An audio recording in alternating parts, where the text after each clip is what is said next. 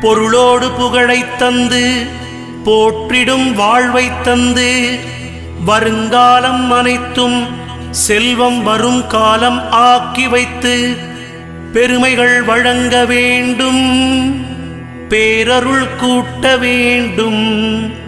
அருள்மிகு குருவே, உன்னை அடிபணிந்து வணங்குகின்றேன். வருடம் ஓர் ராசி வீதம் வட்டமாய் சுழன்று வந்தே தருகிற பலனை நாங்கள் தங்கமாய் ஏற்றுக்கொள்வோம்.